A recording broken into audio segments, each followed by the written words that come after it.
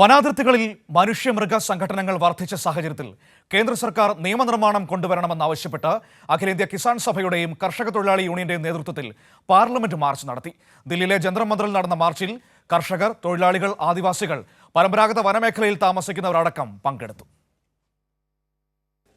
വനം വന്യജീവി സംരക്ഷണ നിയമത്തിൽ ഭേദഗതിയോടെ നിയമനിർമ്മാണം നടത്തുക, വനത്തിനുള്ളിലെ സ്വാഭാവിക ആവാസ വ്യവസ്ഥ സംരക്ഷിക്കുക, കടുവ, ആന സങ്കേതങ്ങളുടെ പേരിലുള്ള കുടിയൊഴിപ്പിക്കൽ അവസാനിപ്പിക്കുക, വന്യമൃഗ ആക്രമണത്തിൽ കൊല്ലപ്പെട്ടവർക്ക് നഷ്ടപരിഹാരം നൽകുക തുടങ്ങി ആവശ്യങ്ങൾ ഉന്നയിച്ചാണ് പാർലമെന്റ് മാർച്ച് നടത്തിയത്.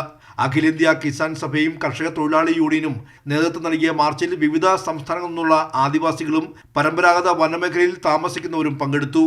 വന്യജീവികളെ സംരക്ഷിക്കുന്നതോടൊപ്പം തന്നെ മനുഷ്യജീവനും പ്രാധാന്യം നൽകണമെന്ന് കർഷക തൊഴിലാളി നേതാവ് കൂടിയായ വി ശിവദാസൻ MP. ജനങ്ങളുടെ ജീവൻ ഒരു വിലയുമില്ലാത്തതായിട്ടാണ് ഇവർ കാണുന്നത്. വന്യജീവികളെ സംരക്ഷിക്കുന്നതിൽ പ്രശ്നമില്ല, പക്ഷെ മനുഷ്യജീവനും സംരക്ഷിക്കപ്പെടേണ്ടതില്ലേ? മനുഷ്യൻ്റെ സ്വത്തും മനുഷ്യൻ്റെ ജീവനും സംരക്ഷിക്കുന്നതിന് ഉചിതമായ നിലയിലുള്ള നടപടികൾ യൂണിയൻ ഗവൺമെന്റിന്റെ ഭാഗത്ത് ഉണ്ടാവണം. ഉത്തരേന്ത്യയിൽ കന്നുകാലികൾ, കൃഷിഭൂമി നശിപ്പിക്കുന്നതടക്കം കർഷകരെ ബാധിക്കുന്ന പ്രശ്നങ്ങളിൽ കേന്ദ്ര സർക്കാർ ഇടപെടുന്നില്ലെന്ന് കിസാൻ സഭ ജനറൽ സെക്രട്ടറി വിജു കൃഷ്ണൻ.